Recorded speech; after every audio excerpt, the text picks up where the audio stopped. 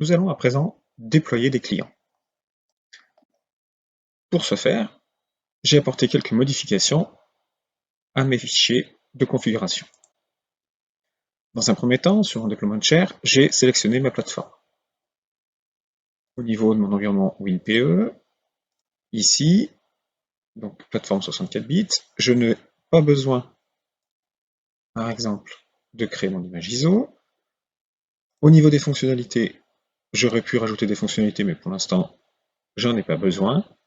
Donc, je les laisse par défaut. Au niveau de mes règles, j'ai rajouté ici mon compte administrateur local de ma machine, la time zone, Europe, et j'ai dit que ma machine sera jointe au Europe.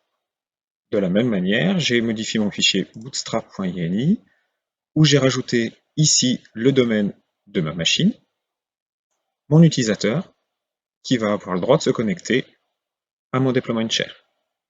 Ça veut dire que les modifications sont effectuées. Si je retourne ici sur mon deployment share, il faut bien penser ici à venir modifier les autorisations pour que mon utilisateur de domaine puisse se connecter, aussi bien dans les autorisations de partage que dans la sécurité NTFS. Je viens ici, je fais un update de mon deployment share, puisque j'ai modifié mon fichier bootstrap.ini. Je fais suivant. Il me dit que c'est le fichier LightTouch PE qui va être utilisé, et heureusement, puisque c'est lui que j'ai modifié.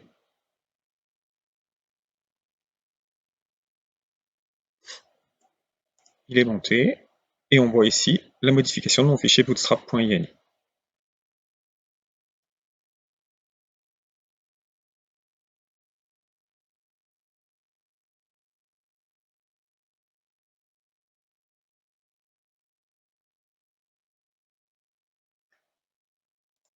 C'est à présent terminé, je vais maintenant pouvoir, sur mon environnement de déploiement, ici serveur WDS, je vais pouvoir ajouter une image de démarrage, et je vais ajouter mon lighttouch.wim qui est contenu dans mon deployment share.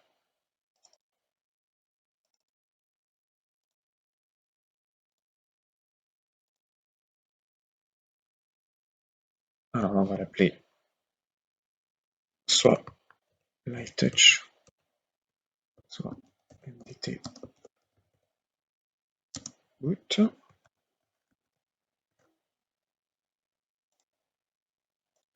Suivant.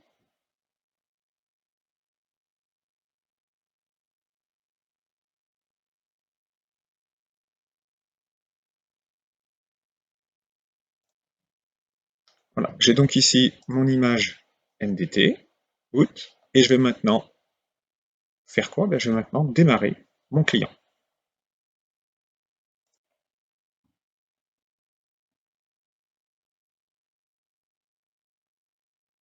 Comme j'ai deux images, j'ai le choix entre mes deux images.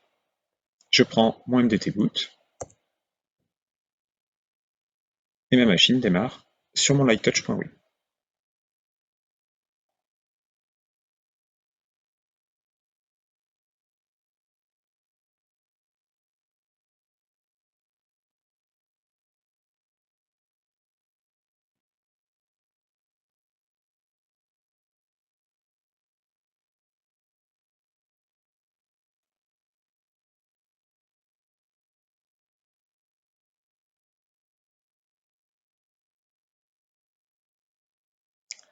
On a les informations qui sont récupérées depuis ma machine, et j'arrive ici sur mon environnement.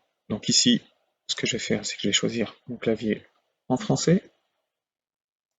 Donc ça aussi, c'est des paramètres qui peuvent être spécifiés justement dans le custom settings.ini.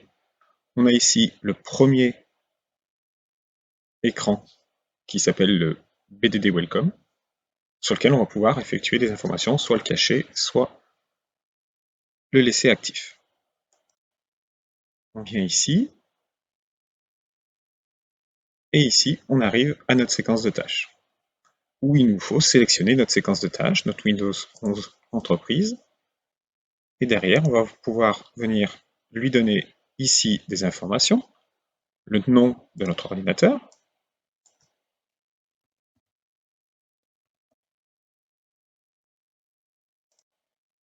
et on voit ici qu'on a des écrans. Donc toutes ces choses-là, ce sont des écrans qu'on va pouvoir par la suite supprimer pour justement éviter, si l'on le souhaite, eh bien, des interactions et des modifications de paramètres.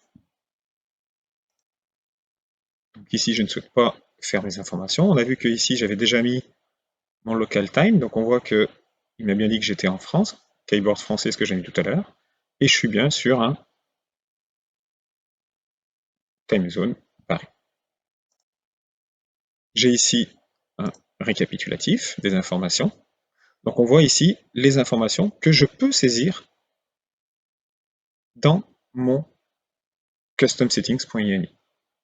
Avec ces informations-là, eh bien, je n'aurais pas eu à répondre ou à effectuer une modification sur ces écrans-là. Donc ça, ce sont les informations qu'on devra rentrer. Et ensuite, qu'est-ce qu'on aura? Eh bien, on aura à mettre des skips sur le nom de ces écrans. Je fais begin et ma tâche de séquence commence.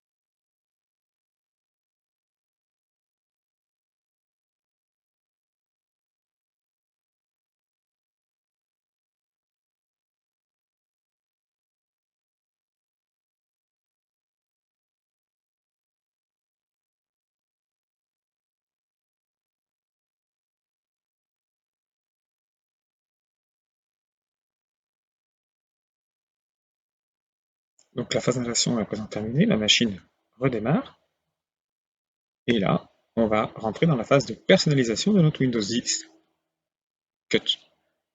Notre machine a redémarré, et maintenant, nous allons nous retrouver dans la phase de personnalisation de notre Windows 11.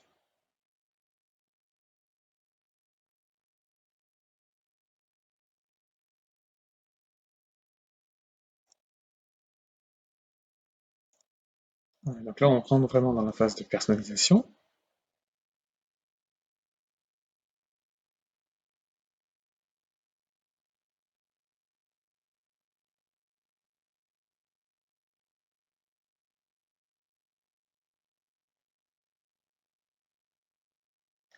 Avec notre menu qui va être passé de manière automatique, on va avoir la création de notre utilisateur, et on rentre. On va attendre que cette jolie animation soit lue, et nous allons être authentifiés sur notre machine Windows 11. Et on va voir que à ce moment-là, eh bien, la séquence de tâches NDT va à nouveau être rejouée sur notre Windows 11. Autrement dit, elle va redémarrer puisque potentiellement, derrière, on va pouvoir installer des applications ou d'autres choses au sein de notre séquence de tâches.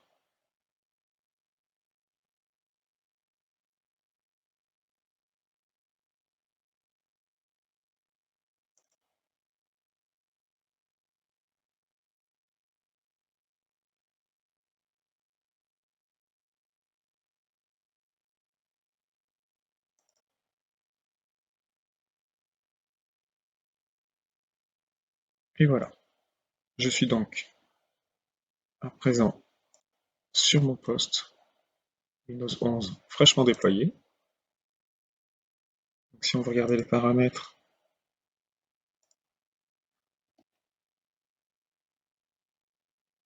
on a bien ma machine qui s'appelle Demo 1, je suis sur une plateforme VMware. On voit que ici, ma machine est en train de terminer la séquence de tâches. Ma séquence de tâches est terminée et j'ai ici un détail de ce qui s'est passé avec 0 erreur et 0 warning. Nous venons donc voir, j'ai bien ici déployé ma machine démo 1 et cette machine a bien un clavier AZERTY.